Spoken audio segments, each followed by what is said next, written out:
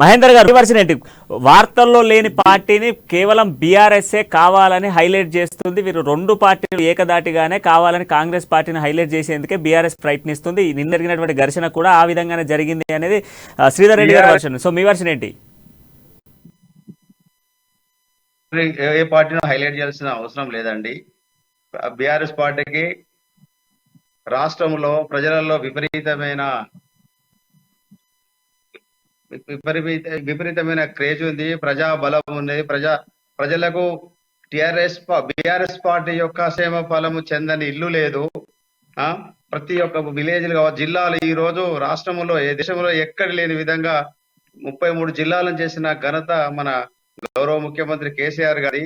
అదేవిధంగా ఈ రోజు మనం చూసుకున్నట్లయితే ఎన్నో సంక్షేమ పథకాలు, ప్రాజెక్టులు కట్టి ఇలా ప్రజలలో మూడోసారి హ్యాట్రిక్ సాధించడానికి ప్రభుత్వం హ్యాట్రిక్ కొట్టడానికి సిద్ధంగా ఉన్నది.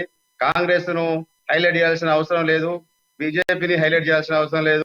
హైదరాబాద్ లో ఏదో ఒకసారి అది కొన్ని కౌన్సిలర్లు కార్పొరేట్ స్థాయిలో కొన్ని గెలవగానే అది కాదండి. ఈ రోజు మనం చూసుకున్న జిల్లా పరిషత్ చైర్మన్లే కావచ్చు, ఎమ్మెల్యేలు కావచ్చు, ఎంపీ స్థానాలు కావచ్చు, అదేవిధంగా సర్పంచ్లు కావచ్చు, జడ్పీటీసీలు కావచ్చు, ఈ రోజు గ్రౌండ్ లెవెల్లో చూసుకున్నట్లయితే మన బీఆర్ఎస్ పార్టీ ఎంతో ముందంజలో ఉన్నది.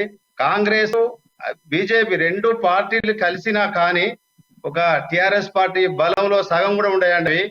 అది మీరు ఎవరు చెప్పినా ఎక్కడ ఇప్పుడు బీజేపీ పార్టీకి గ్రామ స్థాయిలో ఎవరున్నారండి? గ్రామ కమిటీలే పూర్తి స్థాయిలో లేవు, అదేవిధంగా మండల కమిటీలు లేవు, ఒక సర్పంచ్ లేరు, జడ్పీటీసీ లేరు. ఏదో అది పేపర్ వరకు వాళ్ళు చిన్న చిన్న సమావేశాలు ఏర్పాటు చేసుకుని మేము పెద్దగా చేసినామంటే ఎట్లా?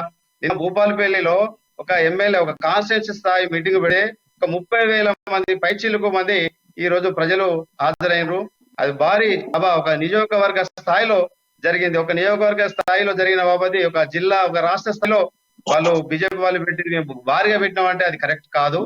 కాంగ్రెస్ వారికి బీజేపీ వీళ్ళు పెట్టాల్సిన అవసరం లేదు. బీజేపీ వాళ్ళ కోసము హైలైట్ చేయాల్సిన అవసరం